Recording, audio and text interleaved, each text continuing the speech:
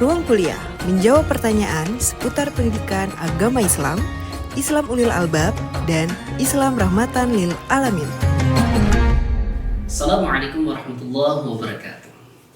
Alhamdulillah wassalatu wassalamu ala rasulillah nabiyina Muhammadin wa alihi wa sahbihi wa man wala wa asyhadu an la ilaha illallah wahdahu la syarika lah wa asyhadu anna Muhammadan abduhu wa rasuluh.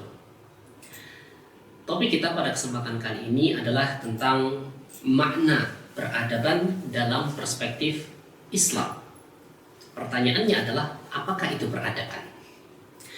Dalam bahasa Arab, peradaban itu dikenal dengan al-hadar, ya, yaitu kemajuan suatu masyarakat, ya, baik dalam bidang ilmu, baik dari bidang teknologi, kemudian dalam bidang budaya, seni, ekonomi, hukum, ya, termasuk spiritualitas.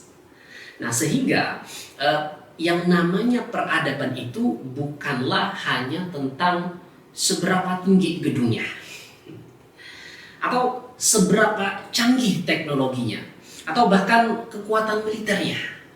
Jadi peradaban tidak hanya terbatas pada itu saja, ya, namun peradaban itu juga termasuk bagaimana nilai-nilai luhur dan tatanan hidup itu bisa dijalankan dalam masyarakat kita.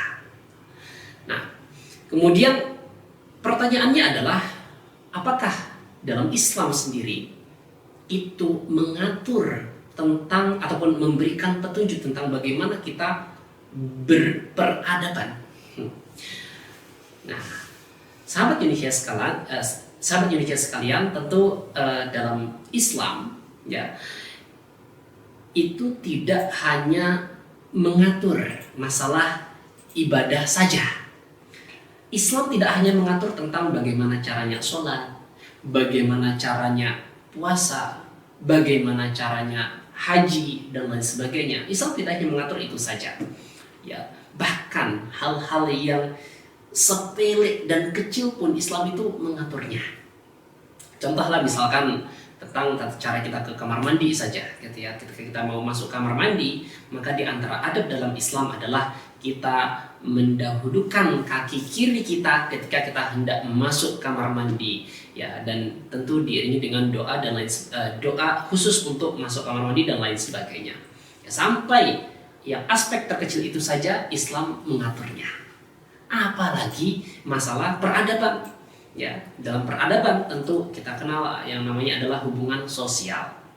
Kemudian ada juga tentang ekonomi, tentang keadilan, kemudian tentang ilmu pengetahuan, kesehatan, budaya, lingkungan. Islam pun mengatur hal-hal yang demikian. Maka, sahabat Indonesia sekalian, bisa kita simpulkan bahwa Islam itu juga membentuk peradaban. Ya, bagaimana peradaban dalam Islam? Tentu Islam sangat mendukung sekali peradaban yang akan membuat kehidupan kita itu maju. Ya, kehidupan kita maju namun tetap dalam ketaatan kepada Allah Subhanahu wa taala. Kemajuan tersebut adalah dalam rangka ibadah kita kepada Allah Subhanahu wa taala. Semangatnya misalkan dalam firman Allah Subhanahu wa taala, "Wa ma khalaqtul jinna wal insa illa liya'budun." Tidaklah aku, kata Allah Subhanahu wa taala, menciptakan jin dan manusia illa liya'budun, melainkan untuk menyembahku. Nah, menyembah di sini tidak hanya berarti artinya kita sholat saja, berdoa saja, bukan seperti itu. Namun cara kita beribadah kepada Allah Subhanahu wa taala di antaranya adalah dengan kita memberikan kemaslahatan, memberikan kebahagiaan, mensejahterakan bumi ini dan lain sebagainya. Itu pun bentuk dari ibadah. Maka ketika kita berupaya untuk melestarikan alam kita, ketika kita berupaya untuk menegakkan keadilan di muka bumi ini, itu pun bentuk dari ibadah kita kepada Allah Subhanahu wa taala. Karena Allah Subhanahu wa taala juga berfirman dalam Al-Qur'an, "Wa ma arsalnaka illa rahmatan lil alamin." Ya, bahwa Rasulullah Muhammad SAW itu diutus sebagai rahmat bagi seluruh alam. Rasulullah membawa syariat Islam, mengajarkan syariat Islam kepada kita semua agar kita umatnya ini bisa menjadi rahmat bagi seluruh alam. Dan Allah Subhanahu wa taala juga berfirman, "Yarfa'illahu alladhina amanu minkum walladzina utul ilma darajat." Allah Subhanahu wa taala akan meningkatkan atau meninggikan derajat kita beberapa derajat bagi siapa? Bagi kita yang beriman dan berilmu, gitu ya.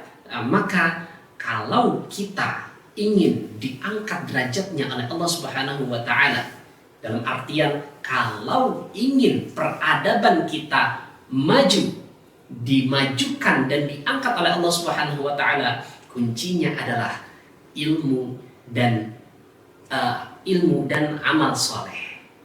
Maka ketika kita berilmu, ketika kita belajar, ketika kita berinvestasi terhadap ilmu pengetahuan, kita banyak belajar tentang teori-teori tertentu.